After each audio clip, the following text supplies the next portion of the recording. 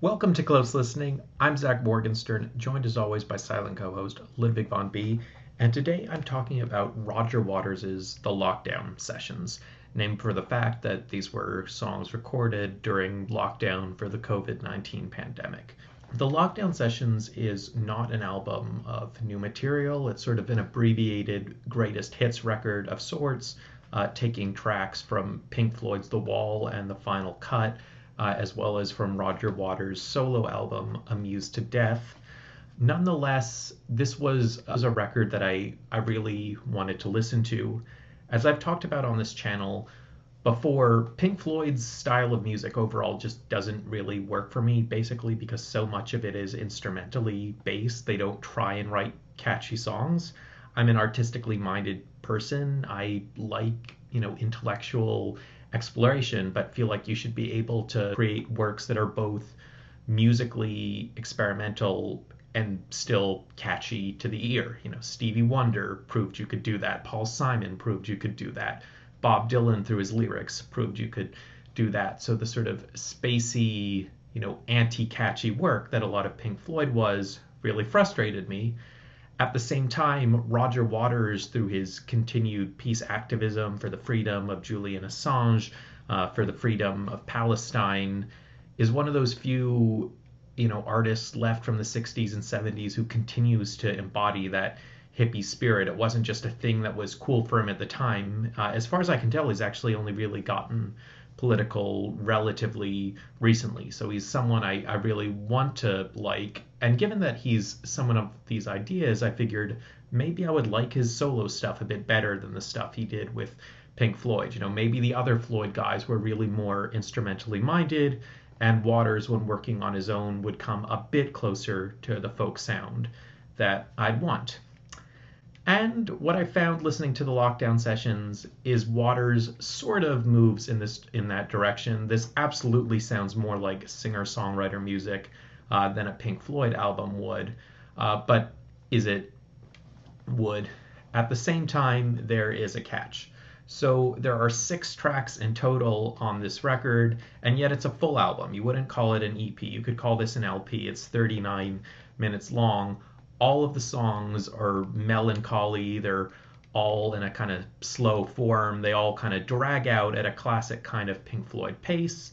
And each song individually justifies its runtime because they're full of mournful emotions. But at the end of the day, the one limit of this collection is it's a very melancholy collection. And unless you truly are attached to these songs, I mean, it's hard to truly love this collection cover to cover.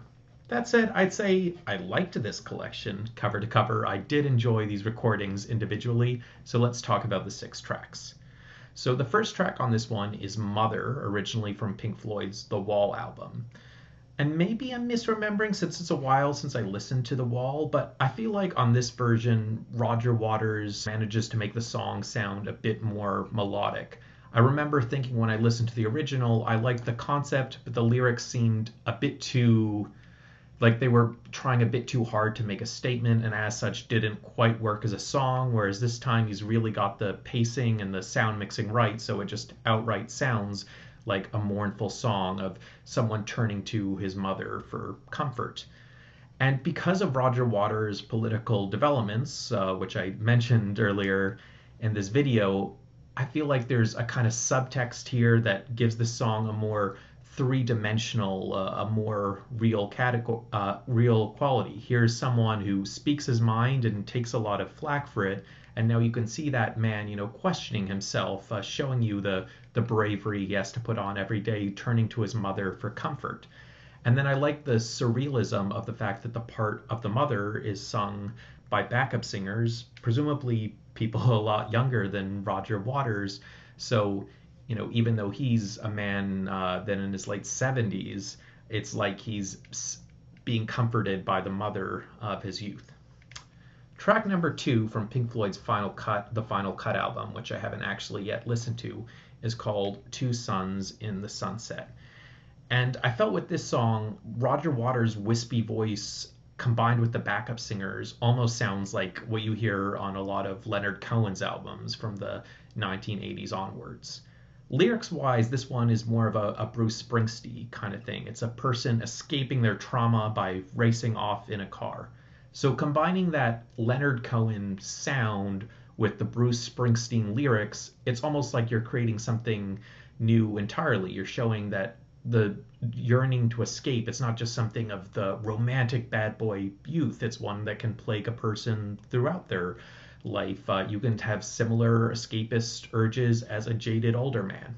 Track number three, Back to the Wall, is two songs that are sort of split into two mini songs on the wall, Vera and Bring the Boys Back Home, though frankly they're just two little fragments and they really only work as a song when you bring them here.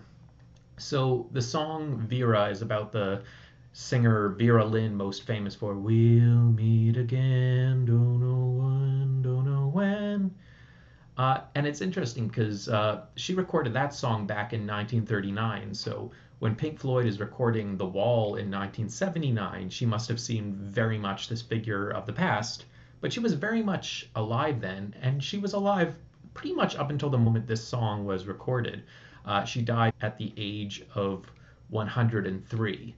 So this creates this sense of problems being unending, longing for the war to end and feeling like nothing ever changes. The protest songs have gone on decade after decade, and one has to struggle to not let them become more and more cynical. Track number four, The Gunner's Dream, also from the final cut, supposedly about a dying soldier. That's what I saw when I looked it up. And once you hear that, it's hard to unhear the image of him falling through the sky. There's some manipulation on the voice in the chorus that sort of gives the impression of someone falling through the air. I interpreted this one not so much as being about a dying soldier as being about a soldier after the war, someone struggling with PTSD and just hoping that another person will not have to live the life he has lived, that society can fundamentally change so it can stop hurting people. Track number five is the most to the point of the anti-war songs, and this is from Roger Waters' solo album, Amused to Death.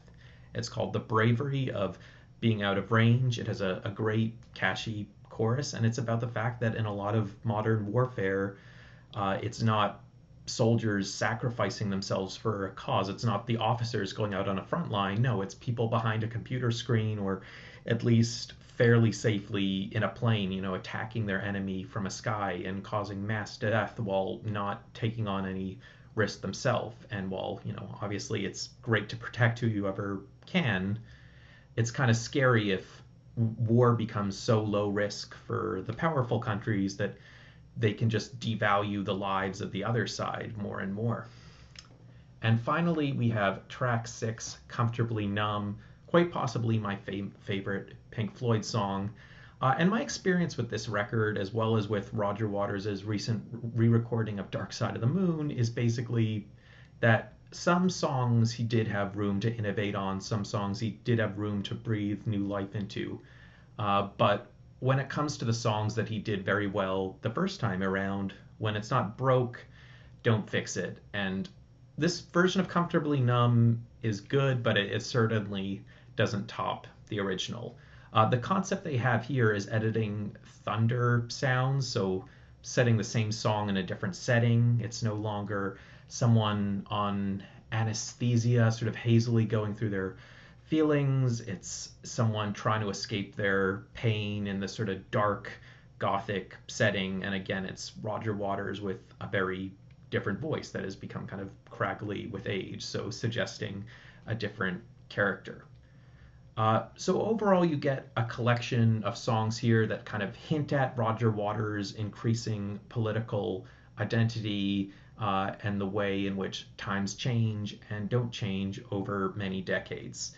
Not a fun collection, as I said, all melancholy stuff, but probably a pretty good example of a Pink Floyd album for people who don't necessarily love Pink Floyd, because it's all folky, singer-songwritery stuff here. It's not underproduced. There's a lot of instruments in there, but it has the effect of just being a singer and acoustic guitar performance, and there's no long extended instrumentals. So think it was a good choice of myself to listen to this, and I'd be interested to know your thoughts in the comments below. I'm Zach Morgenstern for Ludwig von B. See you next time.